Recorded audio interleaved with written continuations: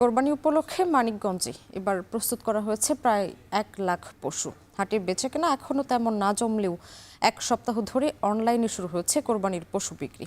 এ নিয়ে আরও জানাতে মানিকগঞ্জ থেকে যুক্ত হচ্ছেন আসাদুজ্জামান। আসাদ, জানাবেন মানিকগঞ্জে এবার কোরবানির পশুর চাহিদা কেমন আর বেচা বিক্রি কেমন চলছে? স্বামী, আপনি যেমনটি বলছিলেন, আমি এখন রয়েছি মানিকগঞ্জ সদর উপজেলার আলবাকারা ডেইরি ডেইরি ফার্মে। তো আমি আপনাকে জানিয়ে রাখি যে মানিকগঞ্জে কিন্তু এবছর ৯৯,৭১১টি পশু কিন্তু কোরবানির জন্য প্রস্তুত করা হয়েছে। গত বছরের চাহিদা ছিল ৬৫,৮৭০টি। তো এর মধ্যে কিন্তু রয়েছে গরু, ষাঁড়, মহিষ, ছাগল।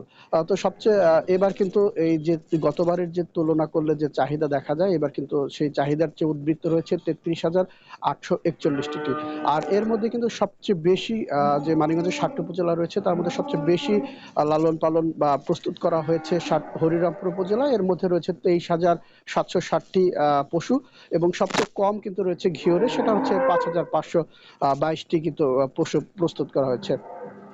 আমি যে এখানে রয়েছি এখন পর্যন্ত আমরা দেখেছি যে মানিকগঞ্জে কিন্তু হাটগুলোতে এমন জমে ওঠেনি, কিন্তু অনলাইনে যারা গরু বেচাকিনা করেন কিংবা ফার্ম আছে, এখান থেকে কিন্তু প্রায় ১ সপ্তাহ ধরেই কিন্তু বেচাকিনি চলছে। এখানে ১৩০টি কিন্তু গরু প্রস্তুত করা হয়েছে। এর মধ্যে ষাঁড় রয়েছে। তো সেগুলো থেকে কিন্তু ষাঁড়টা কিন্তু অলরেডি এখান থেকেই ক্রেতারা কিনে নিয়ে গেছে। অর্থাৎ এখান থেকে কিন্তু বেশ স্বাচ্ছন্দ্য বোধ করেন। অপরদিকে অন্যান্য মানুষের সাথে কথা বলেছি, তারাও জানিয়েছেন যারা গ্রামে-গঞ্জে গরু লালন পালন করেন তাদের কাছ থেকেও কিন্তু বায়না দিয়ে রেখে গেছেন। তাদের গৃহস্থালী অর্থাৎ বাড়ি থেকে তারা নিয়ে যাবেন। তো সবচেয়ে বেশি ষাঁড় কিন্তু প্রস্তুত রয়েছে সাটোর উপজেলায় ১০,৭৬৫টি এবং ছাগল কিন্তু সবচেয়ে বেশি যেটা প্রস্তুত রয়েছে সেটা হচ্ছে সদর উপজেলায়। সেটা কিন্তু ১৪,৪৬৯টি। এমনটাই কিন্তু জানিয়েছে জেলা প্রাণী সম্পদ কর্মকর্তা।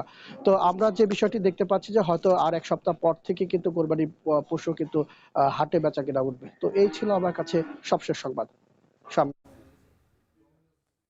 মানিকগঞ্জ থেকে যুক্ত হচ্ছেন আসাদুজ্জামান। এখন